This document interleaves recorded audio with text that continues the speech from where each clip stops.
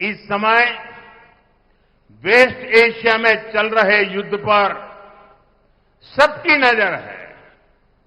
इस युद्ध का प्रभाव भारत पर कम से कम पड़े, इसके लिए हमारी सरकार लगातार काम कर रही है। यहां केरलम के बहुत सारे लोग युद्धग्रस्त क्षेत्रों में काम कर रहे हैं। युद्ध शुरू होने के बाद से ही मैं इन देशों के सभी राष्ट्राध्यक्षों से लगातार बात कर रहा हूं, संपर्क में हूं। सारे ही देश युद्ध क्षेत्रों में फंसे भारतीयों की सुरक्षा को प्राथमिकता दे रहे हैं। वहां पर हमारे भाई बहनों को कोई तकलीफ ना हो, इसके लिए भारतीय दूतावास भी दिन रात काम कर रहा है। भारतीयों के हितों की सुरक्षा भाजपा एनडीए सरकार के लिए सर्वोपरि है। वहीं संवेदनशील मामले में कांग्रेस जिस तरह की बयानबाजी कर रही है, वो भी आपको याद रखना है। कांग्रेस जिस तरह के बयान दे रही है वो खतरनाक है।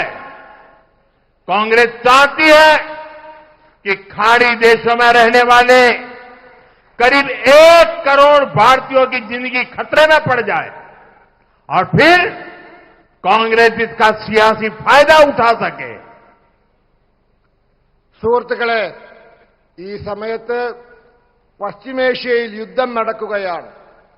എല്ലാവരുടെയും ശ്രദ്ധ അങ്ങോട്ടാണ്. ഈ യുദ്ധത്തിന്റെ ദോഷകരമായ ഫലങ്ങൾ നമ്മുടെ രാജ്യത്തിന് ഏറ്റവും കുറച്ചു മാത്രം സംഭവിക്കാൻ വേണ്ടി നമ്മളുടെ സർക്കാർ ശ്രമിച്ചുകൊണ്ടിരിക്കുകയാണ്. കേരളത്തിൽ നിന്നും വളരെയധികം പേർ യുദ്ധം ബാധിച്ച സ്ഥലങ്ങളിലുണ്ട്. യുദ്ധം തുടങ്ങിയ ശേഷം ഞാൻ ഈ രാജ്യങ്ങളിലെ രാഷ്ട്രത്തലവന്മാരുമായി നിരന്തര സമ്പർക്കത്തിലാണ്. എല്ലാ രാജ്യങ്ങളും യുദ്ധഭൂമിയിൽ പെട്ടുപോയ ഭാരതീയരുടെ സുരക്ഷയ്ക്ക് വളരെ പ്രാധാന്യം നൽകുന്നുണ്ട്. അവിടെയുള്ള നമ്മുടെ സഹോദരീ സഹോദരന്മാർക്ക് ഒരു തരത്തിലുള്ള ബുദ്ധിമുട്ടുകളും ഉണ്ടാവാതിരിക്കാൻ നമ്മളുടെ നയതന്ത്ര കാര്യാലയങ്ങൾ, എംബസികൾ രാവും പകലും ജോലി ചെയ്യുകയാണ്. ഭാരതീയരുടെ താൽപര്യങ്ങൾ സംരക്ഷിക്കുക എന്നത് ബിജെപി എൻഡിഎ സർക്കാർ ഏറ്റവും കൂടുതൽ പ്രാധാന്യം കൊടുക്കുന്ന കാര്യമാണ്. എന്നാൽ ഈ വളരെ മർമ്മപ്രധാനമായ വിഷയത്തിൽ കോൺഗ്രസ് ഏതു തരത്തിലാണ് പ്രസ്താവനകൾ ഇറക്കുന്നത് എന്ന് നിങ്ങൾ ശ്രദ്ധിക്കൂ. നിങ്ങൾ ഓർക്കൂ, അവർ കോൺഗ്രസുകാർ പറയുന്ന കാര്യങ്ങൾ വളരെ അപകടകരമായ കാര്യങ്ങളാണ്. അവരാഗ്രഹിക്കുന്നത് ഗൾഫിൽ അവിടെ ജോലി ചെയ്യുന്ന, താമസിക്കുന്ന 1 കോടിയോളം വരുന്ന ഭാരതീയർ അപകടത്തിലാവണമെന്നാണ്.